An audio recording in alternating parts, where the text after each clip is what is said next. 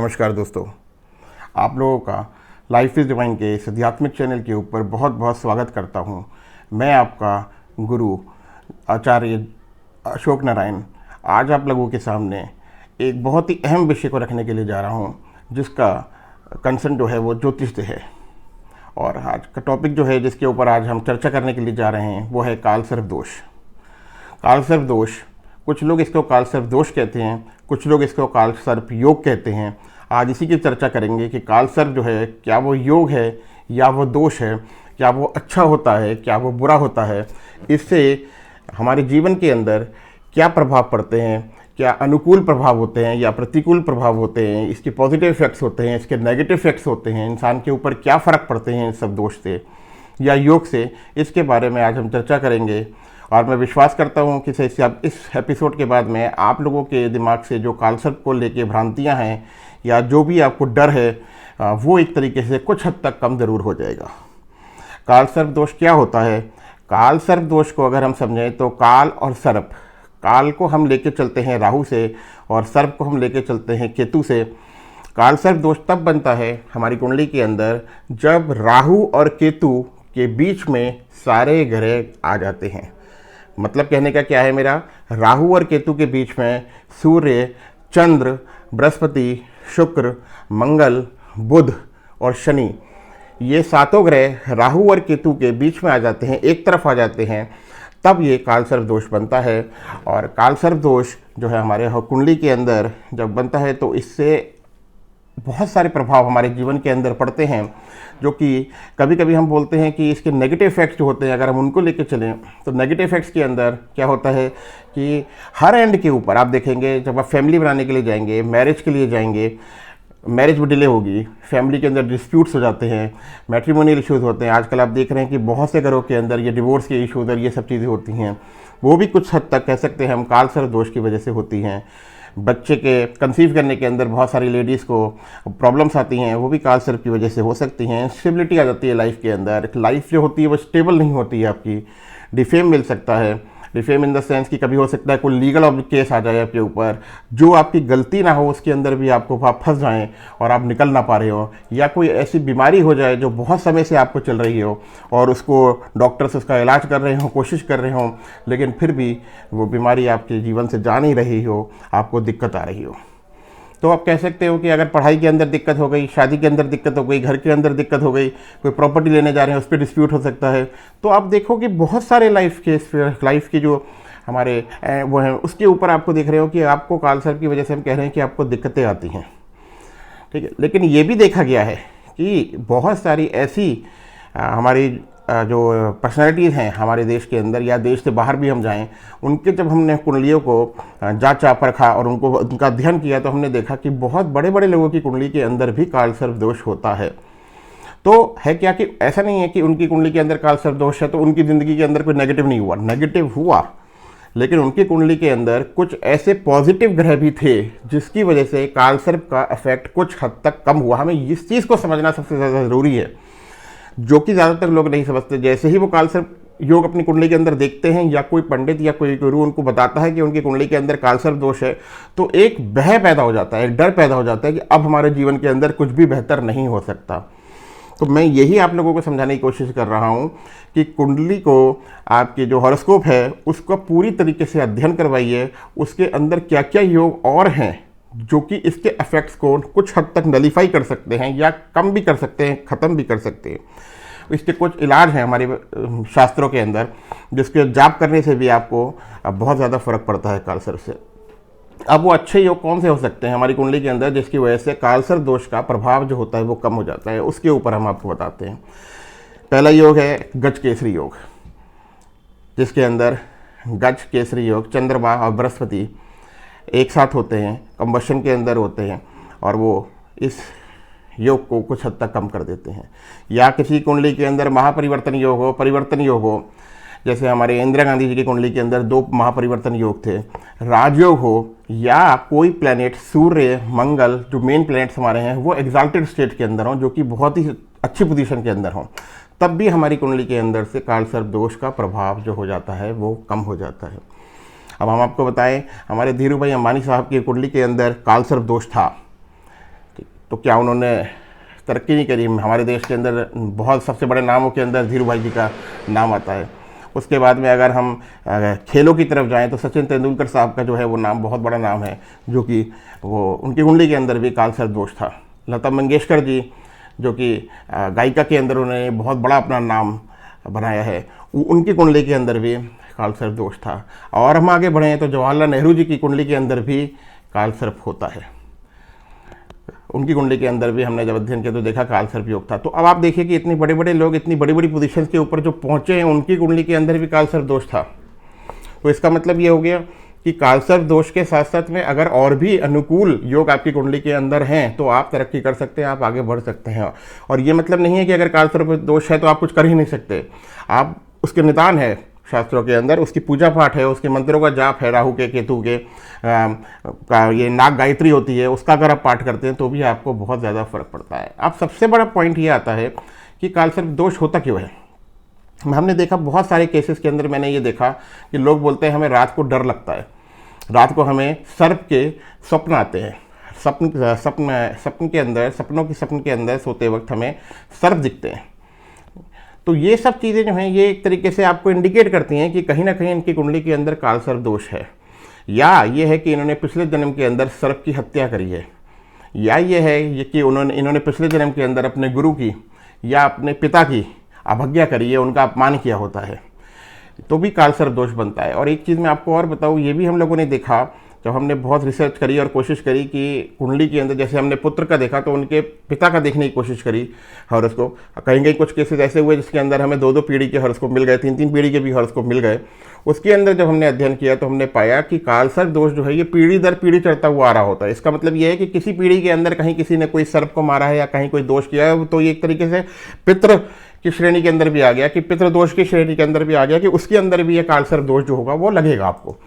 तो बहुत इंपॉर्टेंट हो गया ठीक है ना, कि आपको इसका मतलब ये है कि अगर हम इसका कोशिश करते हैं इसको ठीक करने की तो ये स्थिति आपकी अनुकूल बन सकती है। नहीं तो अगर इसकी प्रॉपर शांति नहीं होती है तो ये पीढ़ी दर पीढ़ी चलता चला जाएगा। मतलब अगर आज आपकी कुंडली के अंदर है तो कल आपके पुत्र या पुत्री की कुंडली के अंदर आएगा, और नहीं इसको सुधारा जाएगा तो उसकी भी पुत्र या पुत्री की कुंडली के अंदर जाएगा। तो इस वजह से कालसर्प दोष के लिए राहु केतु के मंत्रों का जाप होता है। और बहुत सारी चीज़ें मैं अभी आपको आगे बताऊँगा कि जिसके अंदर उन रेमेडीज़ को करने से कालसर्प दोष से आपको निजात मिल जाएगा, आपका जीवन सफल हो जाएगा।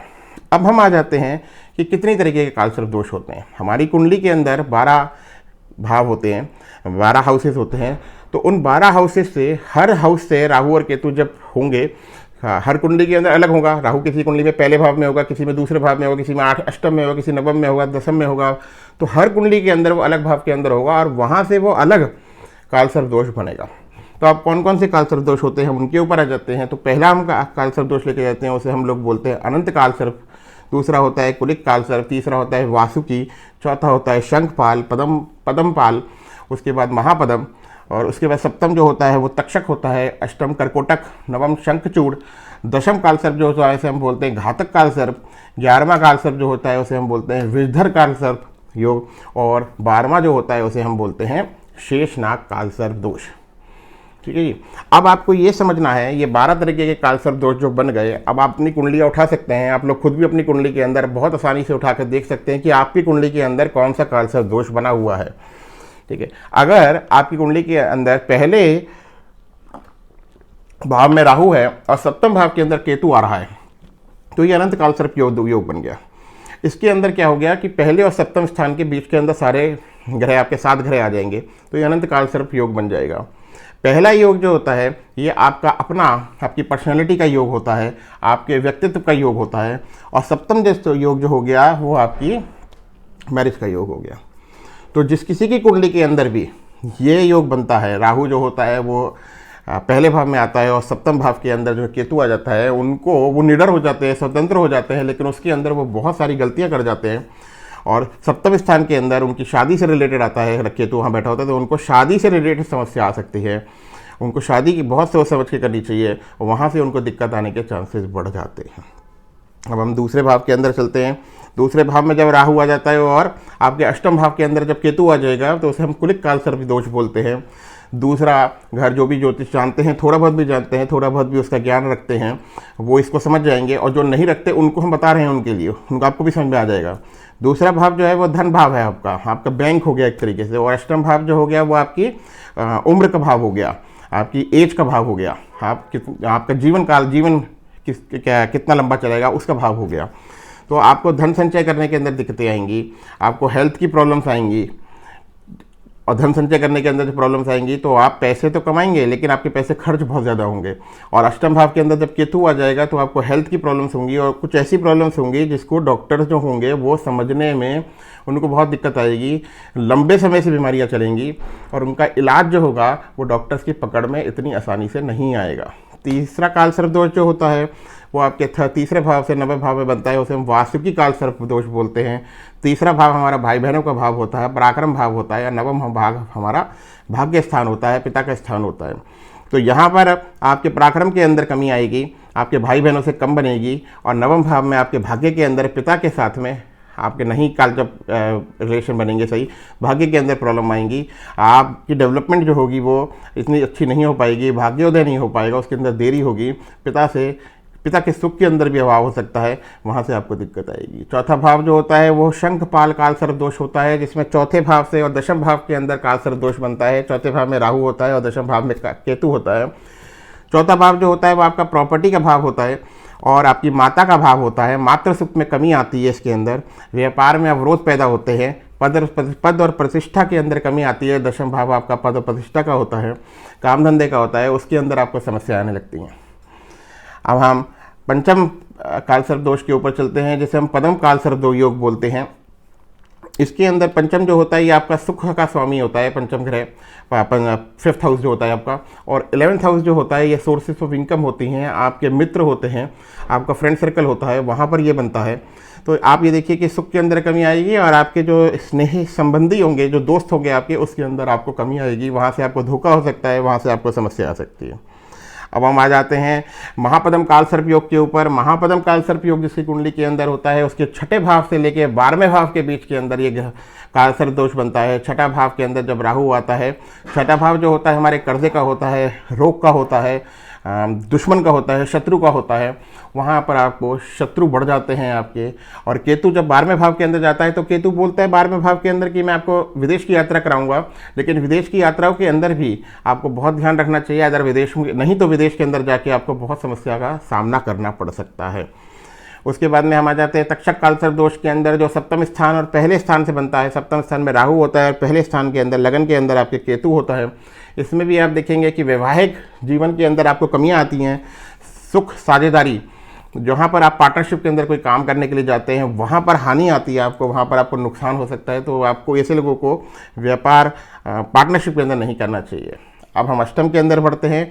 अष्टम भाव का जो स्वामी, जो अष्टम भाव से और दूसरे भाव के अंदर जो काल सर्प दोष बनता है उसको हम कर्कटक काल सर्प योग बोलते हैं।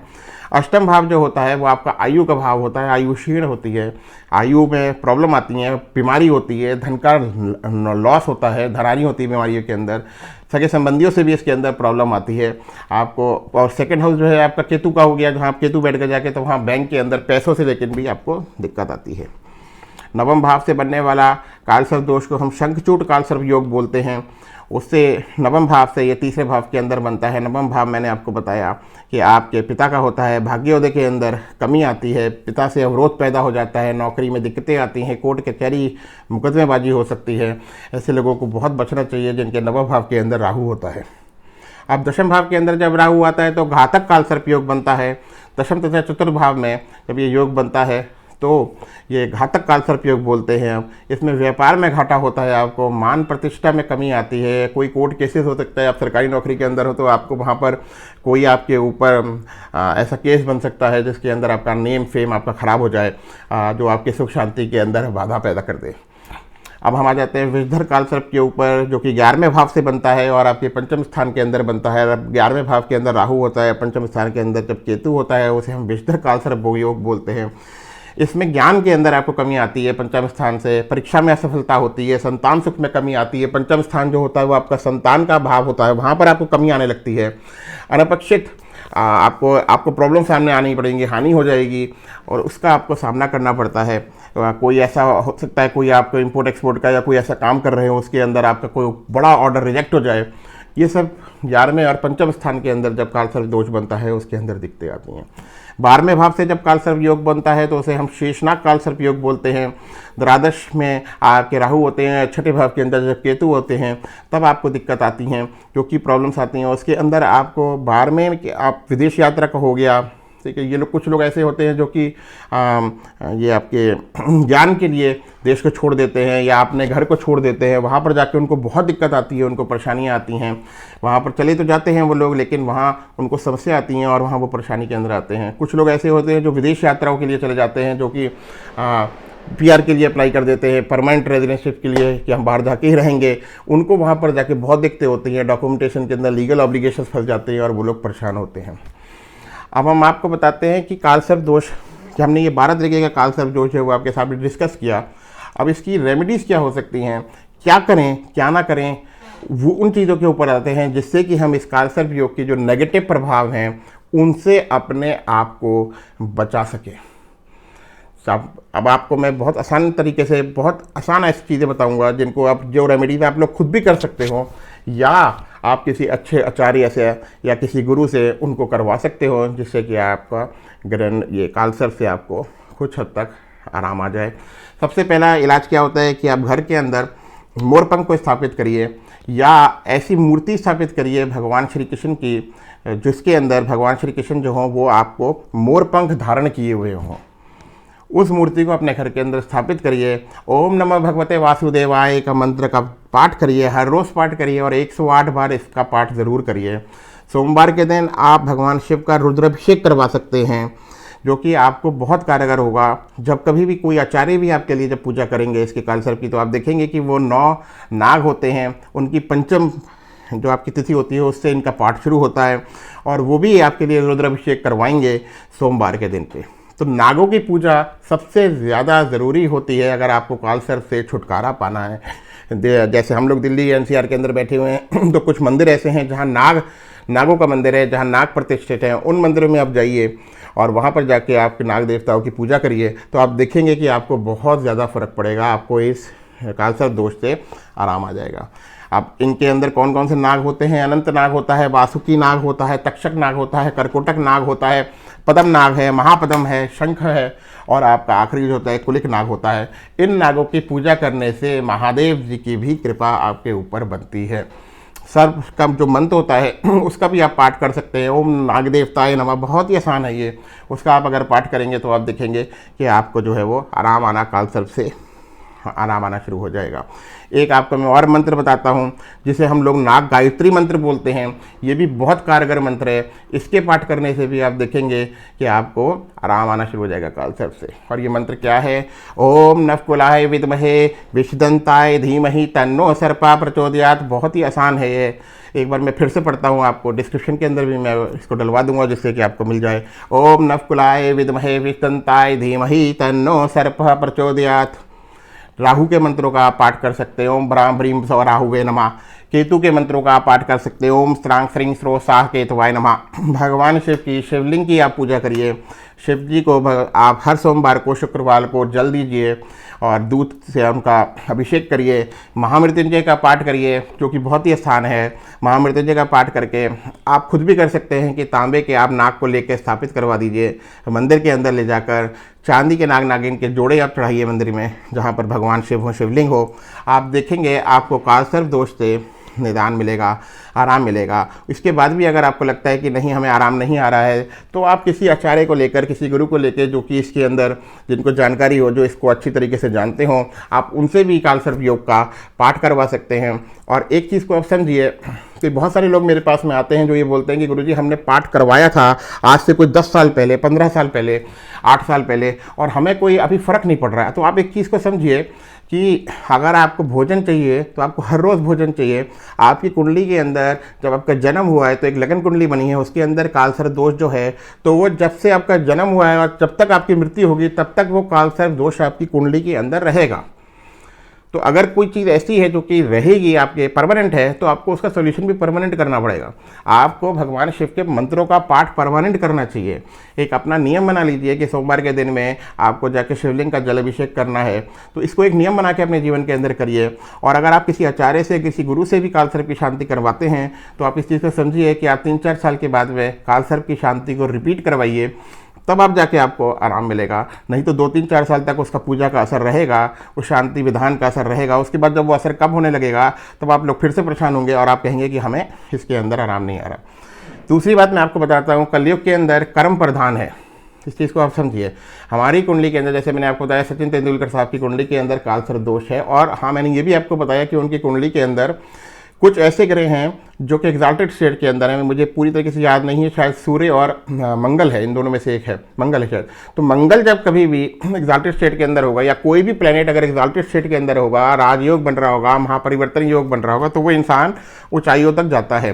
ठीक है, तो इसका मतलब ये नहीं है कि वो मेहनत करना छोड़ देगा। सचिन तेंदुलकर साहब की मेहनत सब लोग जानते हैं, जवाहरलाल नेहरू जी की मेहनत हर इंसान जानता है। उसके बाद में आप आ जाइए आपके लता मंगेशकर जी की मेहनत को हर कोई जानता है। तो इसके अंदर ये है कि आप जितना कर्म ज़्यादा करेंगे, जितनी मेहनत ज़्यादा करेंगे, आप देखेंगे कि कालसर्प जो है वो हल्के हल्के करके जो आपको कष्ट देगा, कष्ट के बाद में आपको फल भी देता है। और जब राहु और केतु हमारे कलयुग के अंदर फल देते हैं, तो वो इंसान जो होता है वो शीर्ष तक, बिल्कुल ऊंचाई तक पहुंच जाता है। तो कालसर्प योग से बिल्कुल भी डरने की ज़रूरत नहीं है। हाँ, आपकी कुंडली के अंदर कालसर्प योग है अगर, तो आपको उसका निदान करना चाहिए। मैंने मंत्र बताए हैं, पाठ बताए हैं, इसका विधान बताया है शांति का, उसको आप करवाइए और उसको करते रहिए। आप देखेंगे कि कालसर्प योग, जो कालसर्प दोष जिसे आप लोग बोलते हैं, वो कालसर्प दोष ना बन के कालसर्प योग बन जाएगा और आपका जीवन खुशहाल हो जाएगा। आज मैं ये आपको कालसर्प के ऊपर पूरी चर्चा करके मैंने आपको सब कुछ बताया है इसके बारे में। इसके बाद भी अगर आपका कोई भी प्रश्न होता है तो आप मेरे से उसको प्रश्न पूछ सकते हैं। मेरे फ़ोन नंबर भी हैं, उसके अंदर भी मैसेज कर सकते हैं, व्हाट्सअप कर सकते हैं। और मैं आप लोगों से फिर से आग्रह करूँगा कि इस लाइफ इज़ डिवाइन के चैनल को ज़्यादा से ज़्यादा लोगों को शेयर करिए, इसको सब्सक्राइब कराइए, जिससे कि ज्योतिष के बारे में भी जो हम नॉलेज देना चाहते हैं वो ज़्यादा से ज़्यादा लोगों तक पहुँचे, ज़्यादा से ज़्यादा लोग उसका फ़ायदा उठा सकें। और हमारे हिंदू देश के अंदर जो कि हमारी ये विद्याएं हैं, उसको ज़्यादा से ज़्यादा लोगों तक पहुंचाने में हमारी मदद करिए। जय माँ पिताम्बरा।